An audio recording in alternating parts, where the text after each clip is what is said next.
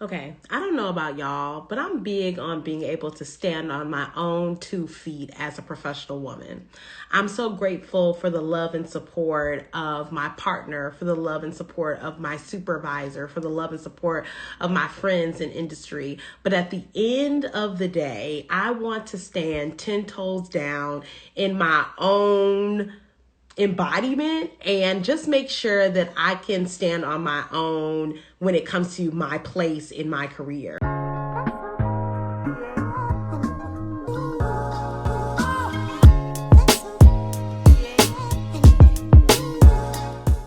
And I know that so many other professional women feel like this, right? Like they're grateful for a supportive spouse. They're grateful for a supportive supervisor. They're grateful for an employer who sees them and values them. But I think it's just really important to make sure that you are grounded in who you are and how you show up in the world, and that you can stand on your own 2 feet as a professional woman, and that you are not relying on or dependent upon someone else speaking your name in rooms or signal boosting you or providing for you in any way.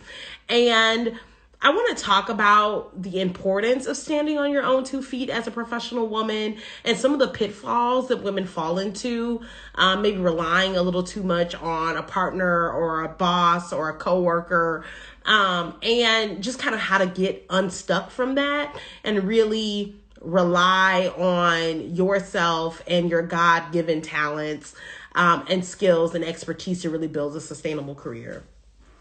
And I believe that this conversation is pertinent because in some of the most recent conversations I've been having with some of my new mentees, they've been telling me the sentiment around like really being able to provide for myself, being able to provide for my family, being able to provide for my own sense of self has been coming up a lot. And I don't think it's a coincidence that in the sense of the spring and the sense of, rebirth and, renewal, that a lot of women are just kind of stepping back and being like, am I too dependent upon my partner and his career and his career moves and what he doing? Am I grounded in what I'm doing? Am I too dependent on my supervisor? I see them moving and shaking, and yeah, I know they have my back, but am I too dependent on them providing a pathway for my career? Do I have myself? Am I too dependent upon this industry? Am I too dependent upon my employer? Could I make it if this employer let me go today, right? Because I think that a lot of women are bringing these things to question. And, I'll tell you, I'm a believer. I'm a Christian. I believe that everything that I do should be aligned with God's will for my life. And, when I say standing on my own 2 feet, I don't mean, going at it alone. I believe when I'm walking, when I'm moving, when I'm making shifts and strides, I'm doing that, with the strength of God, right? I'm doing that, in a God-led way. But that is led by God. It should not be led by my boss. It should not be led by my spouse. It should not be led by my friend who also works in the industry and, wants good things for me, but maybe isn't walking my walk, right? She's not stepping in my shoes. And, I think that so often, we want advice and we want feedback and we want direction from others. Even me as a mentor, my job, right? My job is to provide direction and support and guidance to the women that I serve. But I always tell my mentees that the best way for me to serve you is for you to tell me the truth, right? For you to let me know what you're privately thinking, but not publicly saying. And you have to stand in your own truth, even to get guidance from an expert level mentor like me, right? You don't have to know everything. You don't have to know the next steps in your career. You don't even have to know what you want, but you need to tell me what you do know, anything that you do know, any grounded, idea that you do have, because I can then leverage that to help you make more money and have more impact in your career. And I think that what's true for a lot of women is that, your whole, the whole way you operate is through the lens of your mama and what your mama want for your career and what your mama, want for you and what she think you can do. Your whole lens of who you are is based on your role as a mother, right? Your role as a mother and what you got to do for the kids and what they require of you and, what they expect of you. Your whole sense of self is based on your degree and what industry you've been working in and what degree you have. And like, when you are, your whole lens, your whole perspective, your whole, way you operate is based on someone else's concept of you, based on your parents' concept of you, based on your spouse's concept of you, based on a degree or credential or certification you have, you're not standing on your own 2 feet. You're standing on the vision of someone else, the vision that someone else has for you, right? And while we can leverage the vision and the desires that other people in our lives have for us, like we should go to them for advice and feedback and direction and support, we have to be able at the end of the day to speak to our expertise and the value that we bring to the organizations we work in. And we need to be able to stand on that, right? We need to be able to articulate that. We need to be able to honor that and value that and leverage that to make more money and have more impact and do the kind of things we want to do in our career. And I think so often we are so overly reliant on how other people see us, how other people value us or don't value us, what other people expect of us. And we're not standing in our own authority, right? And this is a problem because when you're not standing in your own authority, when you're not grounded in who you are and how you show up in the world, this means that you're standing on shaky ground, right? This means that you're standing on shaky ground. When you're not grounded in what you know and the skills you have and the value that you bring, and you're not grounded in the, how much of an asset you are, when you're not grounded in that, it can wreak real havoc on your mindset. It can wreak havoc on your sense of self, on your confidence in yourself. When you start to question, am I really good at this? Do I really belong? Am I enough? That's not you standing on your own 2 feet in confidence in your value. That's you standing on really shaky ground. And I think it's important.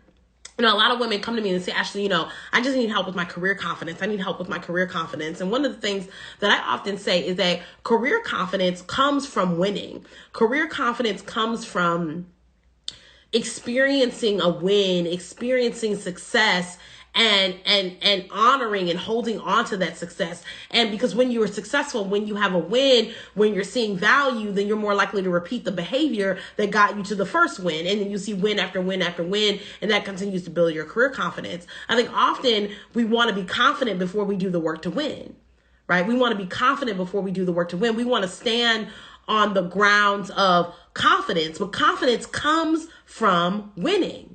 Right? We need to be grounded in doing the work to win, because the work to win is what builds confidence.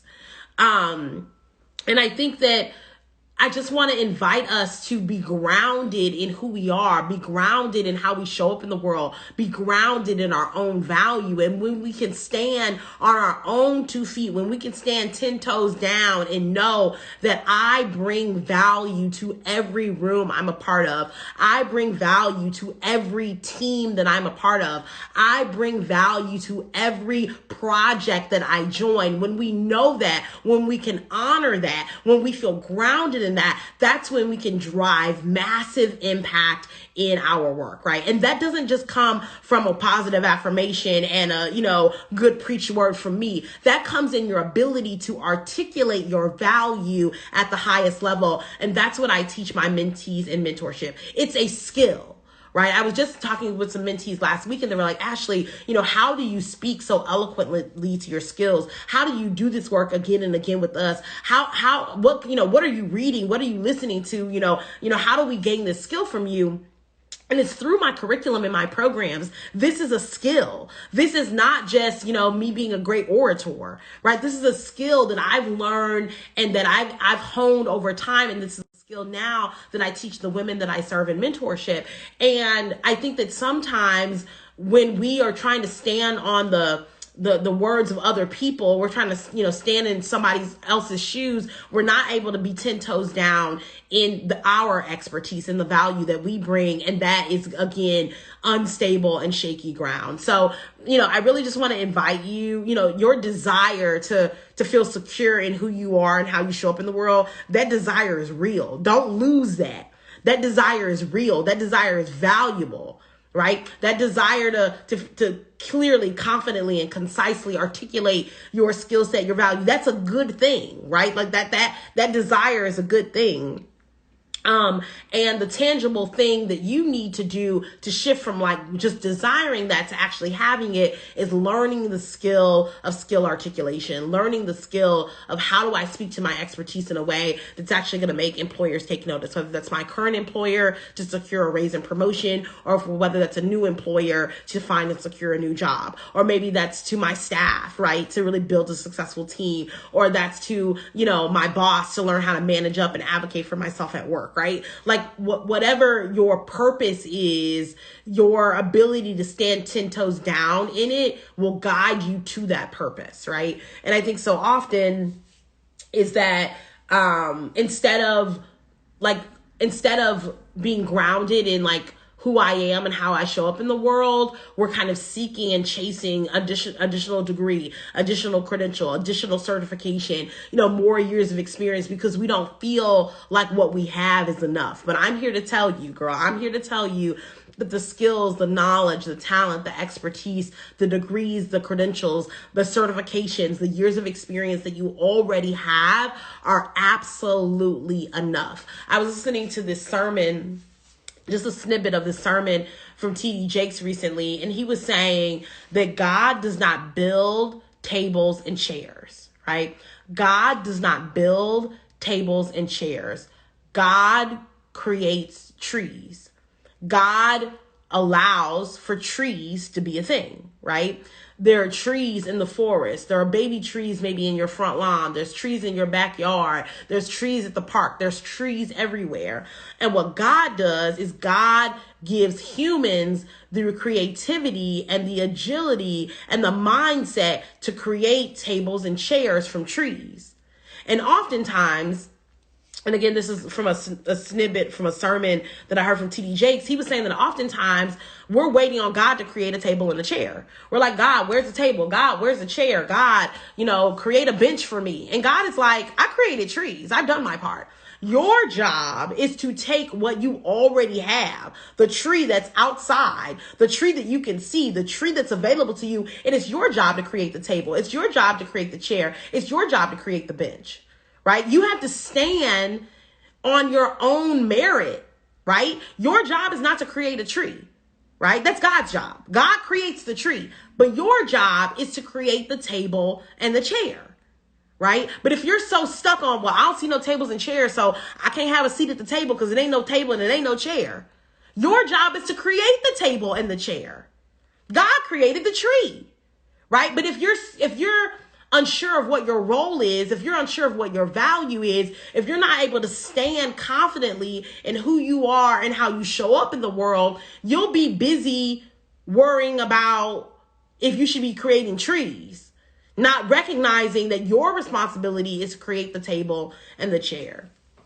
And so, I just want to encourage you, if you feel insignificant, if you feel insecure, if you're struggling with your self-worth and your self-value and the value that you bring, and if you desire to feel more confident about your value, if you desire to feel more connected to your work and feel purpose-filled and for that work to feel meaningful, then I invite you into mentorship. Mentorship is a great pathway for you to, one, understand what you're good at, two, understand how what you're good at is aligned with what the industry is looking for, and three, understand how that alignment can help you make more money and have more impact. I'm excited to share that I'm accepting new mentees right now. If you are a professional woman who works in corporate, nonprofit, or educational leadership, and you're looking to secure a minimum of a $30,000 salary increase, so if you are looking to find and secure a new role, the time for you to join the Mentor Me Accelerator program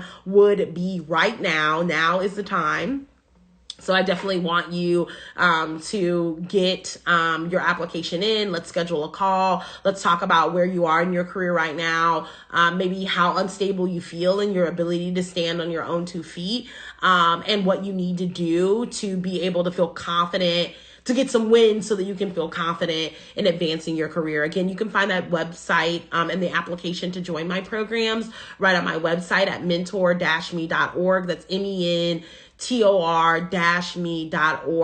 And I guess I just want to share with you that your desire to have your own is selfish, and that's okay, right? It's okay to be selfish. It's selfish season. This is a time for you to be concerned about yourself. This is a time for you to check in with yourself. This is a time for you to question how things have been going on in your life and if you want them to continue to go that way or not. This is the time, right? This is the time to question that. And I think that sometimes we get so caught up on not being selfish that we don't even practice self-care. We're not even caring for ourselves in any meaningful way. And I just want to invite you into the reminder that it's okay to care for yourself. In fact, that it should be a priority for you to care for yourself. And I remember I used to talk a lot about the fact that if you really cared about other people, if you were really a people pleaser, if you really put other people first, then you would also be prioritizing yourself, right? Because you can only serve those people if you're around. You can only serve those people if you have something to give. You can only please those people if you're present to please them. If you're run down, overworked, underpaid, undervalued, then you can't show up for the people in your life. You can't be the people pleaser that you desire to be, right? And so if you really want to be your best people pleasing self, sis, then that means you need to spend some time caring about yourself. That means you need to spend some time learning, right, how to stand on your own 2 feet as a career woman. And that desire is selfish, and being selfish is okay in this season. I hope this message blessed you. If it did, shoot me a DM. Let me know it resonated with you. I want to talk to you about your desire to stand on your own 2 feet. I want you to know that you're not alone in that, and I want to create a pathway for you to do just that. I'm excited to serve you. Thanks so much for watching, and I look forward to seeing you in the DMs. Bye.